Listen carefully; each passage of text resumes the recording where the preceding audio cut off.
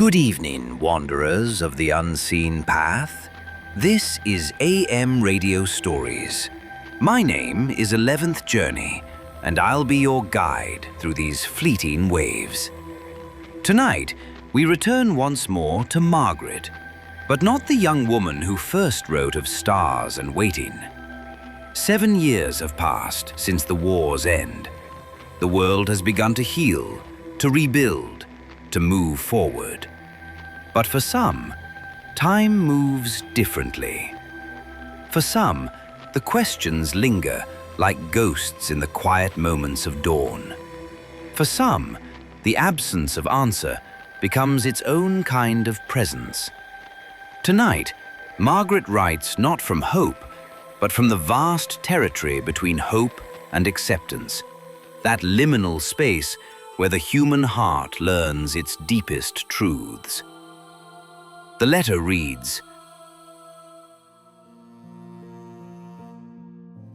My dearest Thomas, it has been 7 years since you left. 7 years since I last heard your voice, since I last read your words, since I last knew with certainty that you were somewhere in this world. The war is over, but I cannot seem to find my way back to the life I knew before. The streets are different now, filled with new laughter, new buildings, new voices that have never spoken your name. I watch the world move forward, and I wonder if I am the only one who still waits. They say you were lost in the final days, that no one saw you fall, that no one saw you leave this world. And so I find myself caught in the space between knowing and not knowing, between mourning and waiting. Hope lingers like a breath held too long, faint but unwilling to fade completely.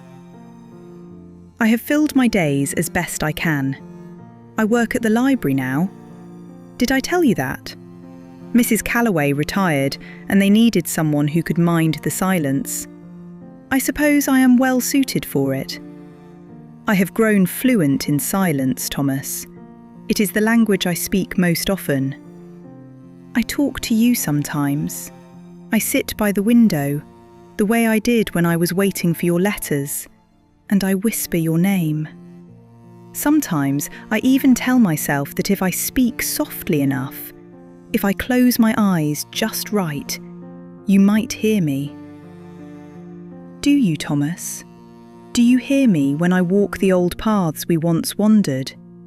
When I stand at the train station, watching the faces in the crowd, hoping, just for a moment, that one of them will be yours?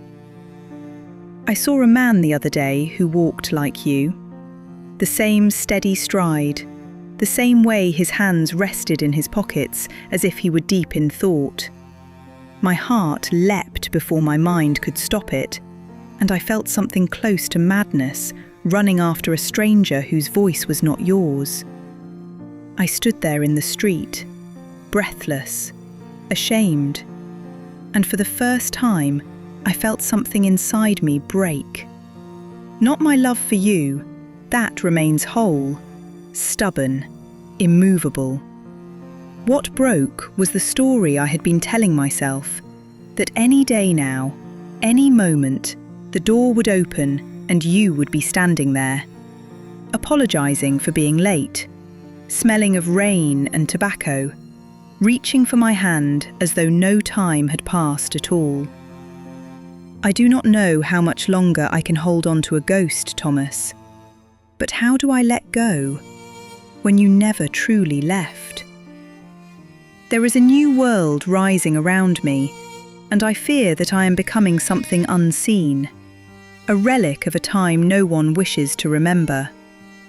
And yet, I cannot step forward, not when the door behind me was never fully closed. If you can hear me, if somewhere beyond this life your voice still lingers, then know this: I have loved you in certainty, and I have loved you in doubt. I have loved you in the waiting, and I will love you still when the waiting ends. And if the waiting must end, then let it be with this letter. Yours always, Margaret.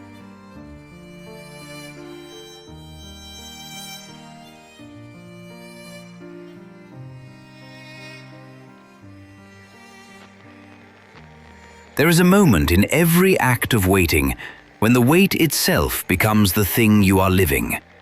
Not a pause between events, but the event itself.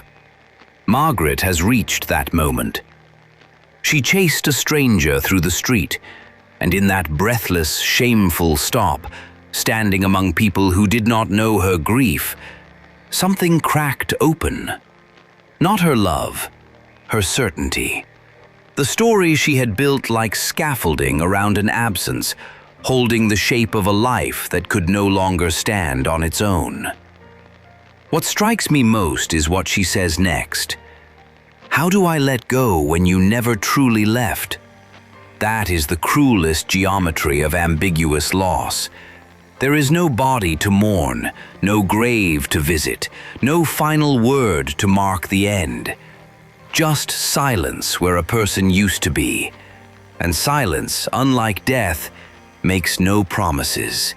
It only waits alongside you. And yet, listen to the way she closes. Not with surrender, not with bitterness, but with an act of love so deliberate it becomes almost defiant. I have loved you in certainty, and I have loved you in doubt. The poet Keats once wrote, "I am certain of nothing but the holiness of the heart's affections." Margaret has not been defeated by her waiting. She has been shaped by it into something fierce and luminous, a woman who loves not because it is rewarded, but because it is who she has become. And so, we leave Margaret's words here, wrapped in the hum that carries all who love beyond certainty. Her letter reminds us that the deepest connections often exist in the space between question and answer, between presence and absence. I will be here again, as I always am, when the hum returns and threads of time weave us closer still. Until then, trust in love's persistence, even when the door was never fully closed. For the journey is never truly done.